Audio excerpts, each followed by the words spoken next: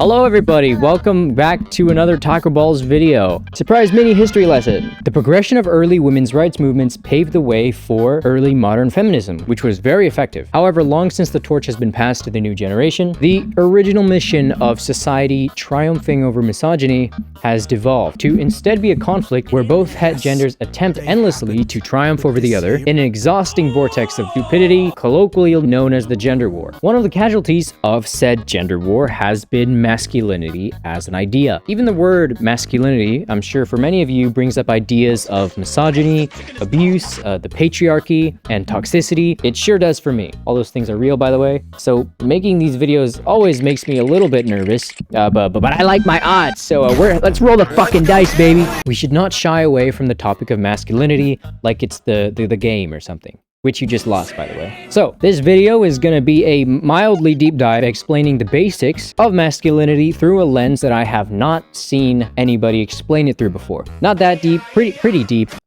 Like, maybe just enough deep. But of course, before we begin, it would not be a Tako Bals video without me giving a handful of disclaimers to idiot-proof the video and give me a safety net. This video is not an attack against any demographic, except maybe the stupid. The things we will discuss in this video will pertain primarily to the West. These are all just general trends, so keep that in mind. They're not set rules. And of course, I am not an MLA-approved source. MLA disapproved, even. As always, thank you so much for the support. Alright, on with the video. Sorry for all the disclaimers. I need watch time. So, how do we define masculinity? Masculinity? Oh, fucking red pill and Andrew Tate, abusing women, misogyny is funny. No, stop. Oh, that's not, stop. Well, first, we can define what we know it's not. Masculinity is not bad, and masculine traits are not inherently bad. But I will admit that they're not inherently good either, just like everything else. But there is actually one thing that I do believe is evil whenever I see a guy have it. It's a trait that can be extremely damaging when trying to make a good, confident impression of masculinity on both men and women. Hygiene, specifically, bad breath. Well, good thing this video is sponsored by Breath Death. We've all met that one guy before. The one whose breath is absolutely choking the room like a bug exterminator and painting the air green. And the worst part is, he probably doesn't even know it. They have no idea that under their nose, other people's noses were begging for the sweet relief of fresh O2. But here's the real scary part. That guy, it could be anyone. He could be in this very room. It could be him. It could be me. It could even be you. Well, fear not, because I'm about to show you a product that's gonna absolutely blow your frickin' socks off. Crystal Breath. Exploding mint crystals that absolutely eviscerate bad breath on impact and give you the confidence that you need. Powered by zinc, these mints go after sulfur compounds in your mouth that cause any aromatic radiation. So you're not just attacking the smell. You're making sure it's completely out of your taste bud space. And the effect doesn't fade instantly either, keeping you clinically fresh for up to 4 hours, which is more than enough time for you to score a win in any situation, whether it be casual, competitive, romantic, or otherwise. They're also all natural, 0 calories, fast acting, dentist approved, and pack a delicious peppermint punch. And if any of you are fans of popping candy, which I am, they even do that fun little crackle thing. It's the perfect addition to your breath routine just to make sure that you're always at the top of your game. And it's compact. Breath Death comes in these little packs of 40-syllable tubes, and at this point, it's become a permanent part of my everyday kit. I just always keep one in my backpack in case I ever feel the need to keep the fog at bay. But guess what, soldiers and spies? I'm not done yet. Because Breath Death is sponsoring today's video, they're offering you lovely viewers an amazing deal. When you click the link in the description or scan this QR code to get yourself the 8-tube pack, you'll get their regular 15% off plus free shipping plus an additional 10% off just for watching this video. It's an exclusive deal you won't get anywhere else, so make sure to click that link to get started on your mission to beat bad breath once and for all. Genuinely would highly recommend. Thanks again to Breath Death for sponsoring the video. Let's get back to the video. So, masculinity isn't bad. What else is it not? Masculinity is not misogyny. And weirdly enough, I see people conflate the two all the time, which is a colossal mistake. Is misogyny rooted in masculinity?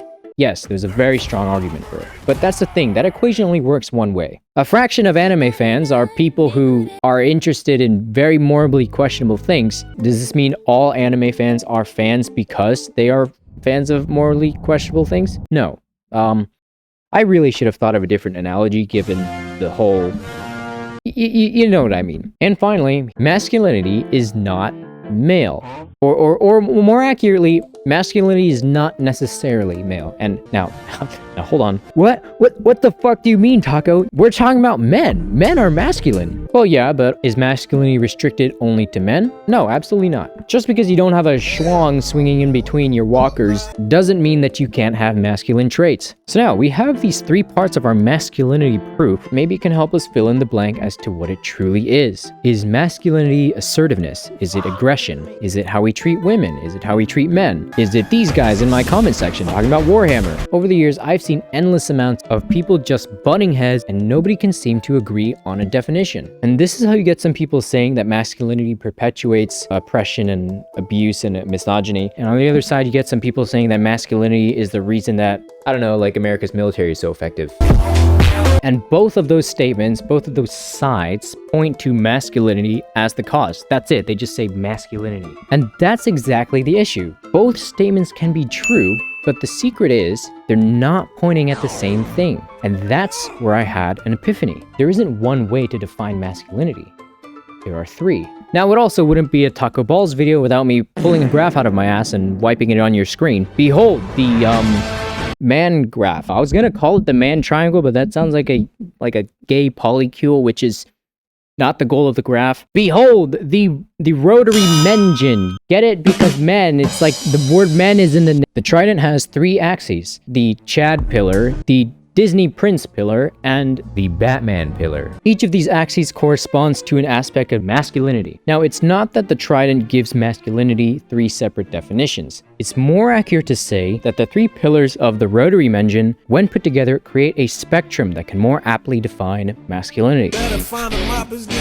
Let's start with the Chad pillar. Alright, the Chad pillar. There are 2 aspects of the Chad pillar. 1, it covers the masculine way to navigate conflict or how to fight and hunt. And 2, the masculine way to make friends and allies, aka brotherhood. I realize what this sounds like. I know that for some of you it might sound red pill and cringe, and in a sense it can be. Fight, hunt, brotherhood? What are you, a Navy SEAL? No, I would probably die during buds. I like to think that I wouldn't give up, but I'd probably die. Let me explain further.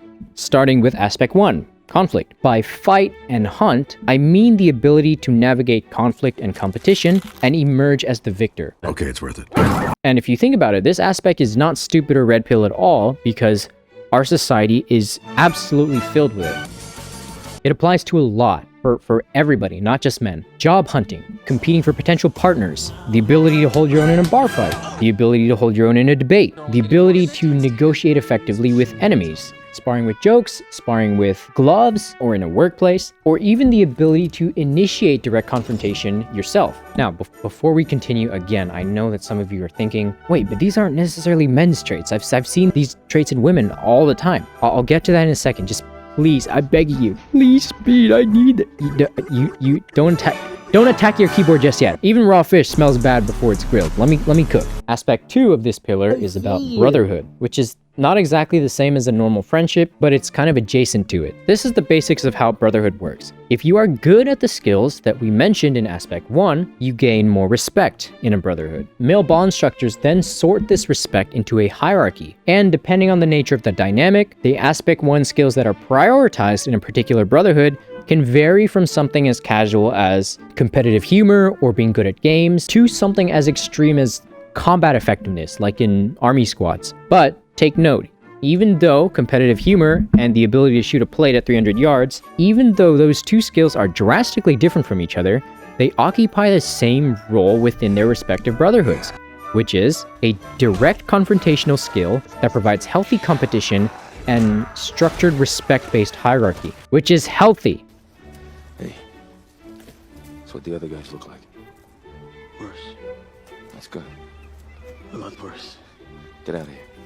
And because this is how brotherhoods are built, a lot of the skills in the Chad pillar are learned primarily through trickle-down, from brothers, fathers, friends. Father figures in particular are especially important because, unlike relationships that are more adjacent, like a brother or a friend, fathers usually don't compete with their children. This pillar is crucial for the development of young men and boys, and it can have a lot of negative impacts later on if they didn't pick up stuff as children. Aspect 2, the brotherhood, is also why men like to admire other men. Not gay, it's not.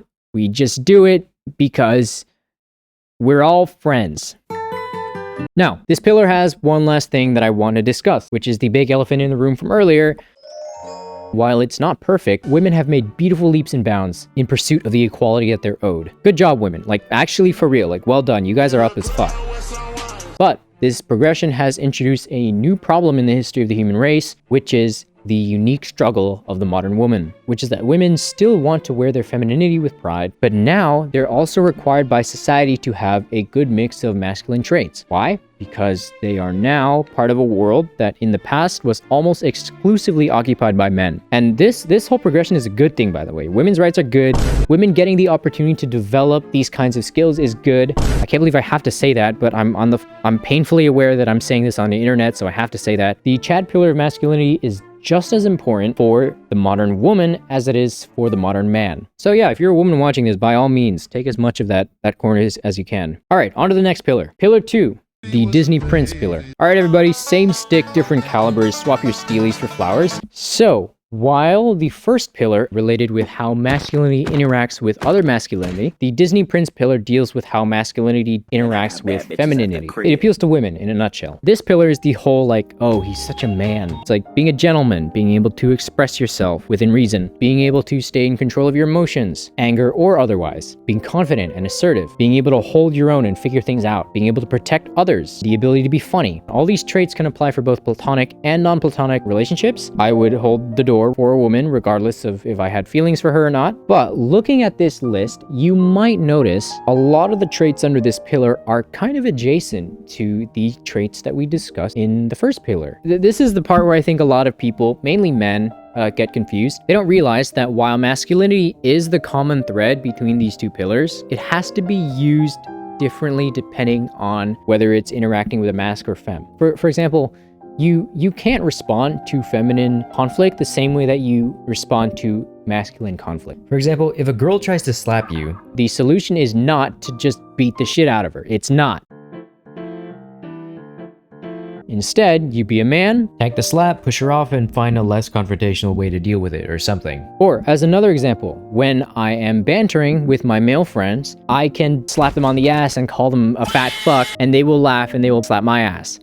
Wow, I'm really not making a good case for masculinity not being just homosexual. But anyways, I cannot make that same joke with my female friends for very obvious reasons. Gee, I wonder why. It's almost like part of my responsibility as a man is to be able to know how to appropriately use my masculinity in different contexts. Do you see now why putting all of these aspects of masculinity under one umbrella term is bad? Because depending on the context, it's a completely different game. And this idea of masculinity, which is the idea of being able to differentiate, is where a lot of men in our current social climate fall flat. Instead of learning the stuff from this side of the pillar, a lot of men are trying to make up for the lack of this kind of masculinity with this kind of masculinity. And that's where toxic masculinity comes from. It's like the fucking gif of like the soy jack trying to put the square shape in the round hole. Like, it just doesn't work. They're both shapes, but you have to use the right shape. If you do actually want to learn more about that, by the way, here's a video where I explain how to balance masculinity to best appeal to women. In that video, we talk about the specific makeup of traits that women look for in good men and the mistakes that most men today make. So if you're really interested in that, check that out. All right, let's talk about the third pillar, the Batman pillar. And before we dive into this one, I know I already said it earlier, I want you to try your hardest to let go of any preconceived notion of masculinity being male. So now we have these two pillars of masculinity. The first pillar dealt with how masculinity interacts with other masculinity. The second one dealt with how masculinity interacts with femininity. And so what does the Batman pillar interact with? Because there aren't three genders. What? Wow, I almost said something really bad there. You know what I mean, okay? The answer is the self. Now first, let's consider some inner challenges. Feelings of insecurity, fears, worries, regrets, bad memories. That is the main thing that the Batman pillar deals with. Masculine solutions for challenges relating to the self. This is done by either ignoring or enduring the emotion or by quote-unquote killing the emotion by refusing to feel it. Batman's insurmountable external challenges and his personal sense of duty requires him to be that way whether he likes it or not. No matter how he's feeling, it's a requirement that he gets whatever he needs to get done. Guess I'm not in the mood today. Mood? What's mood to do with it? You fight when the necessity arises, no matter the mood. Now fight!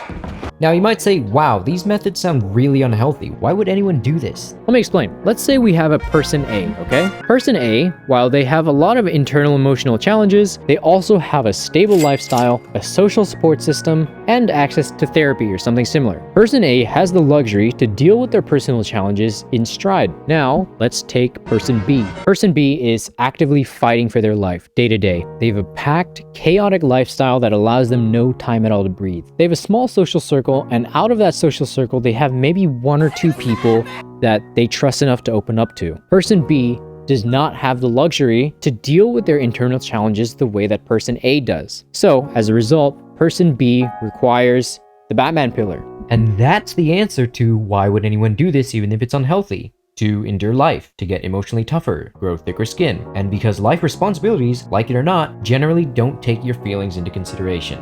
Now, of course, there's a balance. Having too much of this pillar leads to bottling emotions or being unable to feel negative emotions, which is bad, but not having enough of this pillar leads to emotional instability and being affected by every little negative emotion that gets thrown at you. And by the way, a fun little psychological experiment. If you're a male viewer, you were more likely to see person B as a man who is struggling with their life and with loneliness. Personally for me, while I was writing person B's scenario, I was imagining what it would be like for a working single mother with a poor support system. Packed schedule, fighting for their life, no time to breathe. Why did I do that? Because I wanted to emphasize the point that my definition of masculinity, and specifically this pillar, is not restricted to men or women. Gotcha. Mentally ratioed. Caught in 4K. Leave a like. So, what's the next step? Well, in this video, I yapped a lot. I did not really teach you how to maximize these pillars for specific situations. However, I won't be talking about any of that today. Please let me know how badly you guys want a part 2, because depending on your response, it might come out sooner or later, but it will come out anyways at some point. Thanks again to Breath Test for sponsoring the video. Link in the description if you want a little icing on the cake for your day-to-day presentation. Have a marvelous Sunday. Better find a mop, it's getting sticky in this bitch.